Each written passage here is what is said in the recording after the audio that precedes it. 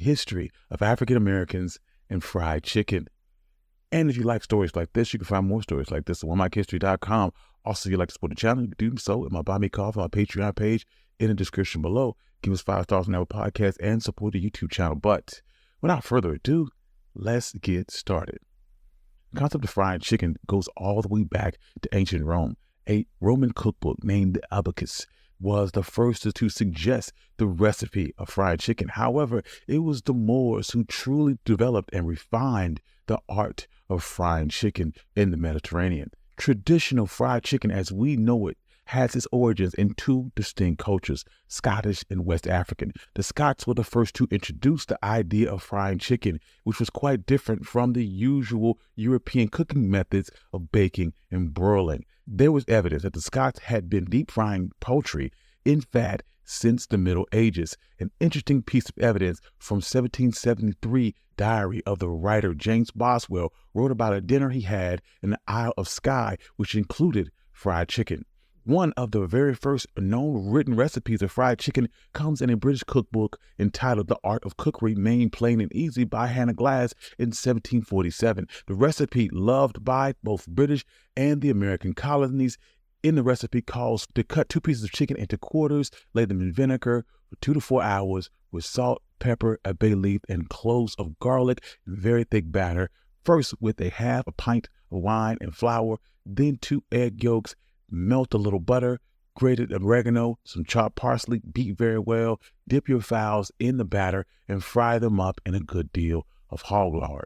While it was Scottish immigrants who first introduced fried chicken to the United States, they were definitely not the ones that popularized it. That was done by Western Africans.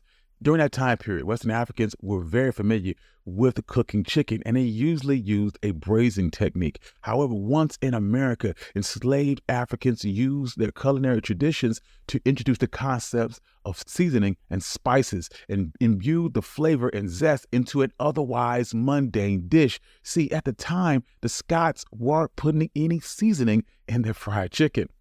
Upon arrival, enslaved people found themselves in an alien landscape amidst an unfamiliar food and culinary norms. Nonetheless, they were expected to utilize the ingredients that were accessible to them while continuing to draw on their deep culinary traditions.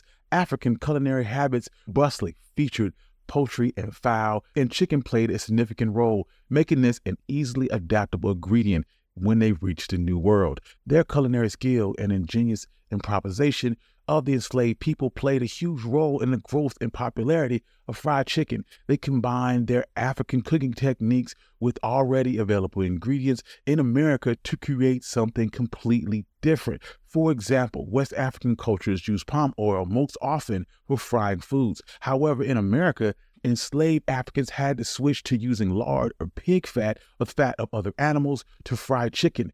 This was because those ingredients were more readily available and less expensive. Chickens also played a significant part in the lives of enslaved people. Chickens were amongst the few animals that enslaved people were permitted to keep and care for, and they became a key part of their meals. Raising chickens was manageable and presented enslaved people with an opportunity to express some level of independence. Chickens also had economic importance because sometimes enslaved people were allowed to trade or sell their surplus eggs and meat for other goods. However, if a chicken fell sick or died, enslaved people were forced to eat it to avoid wasting the food. Therefore, they came up with the idea of cleaning and seasoning the meat, then frying it in hot oil. During slavery, fried chicken was a luxury reserved for special occasion. Although the recipe is extremely simple, preparing it took a lot of time, effort. Not everyone had access to the right kitchen tools or even access to available poultry. Still, as more and more people tasted fried chicken, it began to disseminate across the South, and by the end of the Civil War, the connection between African Americans and fried chicken was already firmly established. In the period following the Civil War, mass-produced fried chicken and inexpensive oils became readily available. However, during the same time period, racial laws restricted employment opportunities for African Americans, particularly women. So they resorted to selling their homemade fried chicken, often considered Sunday meal, to travelers. This economic strategy helped propagate Southern railways and therefore solidify fried chicken as a Southern staple and a nationwide symbol. The best example of this took place in Gordonville, Virginia. Despite this small town of only 900 residents, Gordonville, Virginia was an important stop for two major railroad lines. During that time period, trains did not have dining cars, so passengers had to figure out how to feed themselves, and some would pack their own food, while others chose to purchase meals during their trip. Spotting a business opportunity, African-American women used to sell their homemade food to passing travelers. They would serve fried chicken and pies and biscuits and deliver them to the hands of passengers on a platform through the train windows. The women were known as waiter carriers. But by the turn of the century, majority of the trains began to equip with dining cars, and governmental regulations became more stringent for platform food vendors. And as a result, this innovative business tradition had to come to an end. During the Great Migration, many African Americans moved from the South to northern industrial cities, and they took their food traditions with them, including their beloved fried chicken that reminded them of their former homes. Over time, African Americans started to eat fried chicken as a staple meal after church. They also would serve the best part of the chicken, typically the breast, to the pastors as they visited the home. During this time, chicken would become known by gospel bird or the Sunday cluck. This would continue up until around World War II, when fried chicken was still only being enjoyed on special occasions. It was still relatively labor-intensive process. But by the 1950s, the popularity of fried chicken exploded due to the rise of fast food chains. Many entrepreneurs in the fast food industry saw America's passion for fried chicken and decided to capitalize on it. Companies started to brainstorm ways to quickly cook up a massive amount of fried chicken and serve them fresh to their customers. It was during this time period that fried chicken went from being a national American dish to an international dish.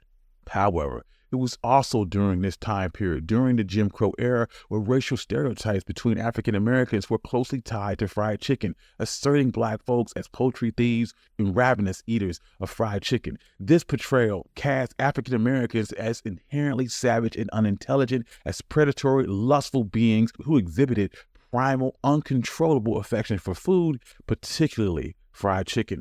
In 1915, the film The Birth of a Nation popularized the trope of African Americans as chicken thieves, painting them as dim-witted and lazy. In one scene, elected Black officials were seen swigging from whiskey bottles and putting their bare feet on tables, while another man is seen ravenously gnawing on a chicken bone. Such imagery permeated deep into the 19th century, and these stereotypes continuously showed in various types of movies and media and TV shows and advertisements.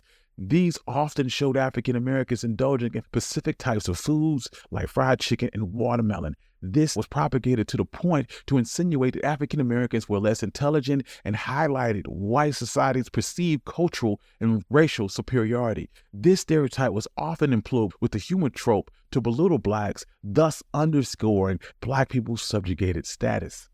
In today's world, the stereotype persists, and the media plays a significant role in establishing and perpetuating and amplifying these stereotypes. From racist depictions, minstrel shows, to negative portrayals and modern advertisements, media contributed significantly towards the racial myth-making of fried chicken. Even as attempts to counter these negative stereotypes in contemporary media, old tropes occasionally resurface and underline the persistence and cultural baggage that fried chicken seems to carry. In 2010, a Kentucky Fried Chicken commercial in Australia depicted a white person calming down a rowdy crowd of Black people with fried chicken. While the ad was labeled as racist, it's also seen as an example of exactly how these stereotypes continue to spread. It forced KFC to apologize publicly and pull the ad. However, despite these stereotypes propagating in the media, many African-American chefs and food writers have made efforts to attempt to reclaim the narrative and highlight the historical and cultural significance of fried chicken. They continue to elevate Southern traditional meals, including fried chicken, to the realm of gourmet cuisine. And the success of Black-owned businesses shows that African-American entrepreneurs can succeed despite these stereotypes. Strides are being taken to dismantle these stereotypes, but the work is ongoing. As historian Michael Twitty points out, fried chicken is a soul food classic, but it's not the whole of African Americans' culinary heritage. Nonetheless, fried chicken continues to remain a staple in many African American gatherings and celebrations, and resembling resilience, resourcefulness, and culinary creativity amidst a history fraught with hardship and repression. Thank you. I'm your host, Country Boy, and this has been the history of Black people and fried chicken. If you like stories like this, you can find more stories like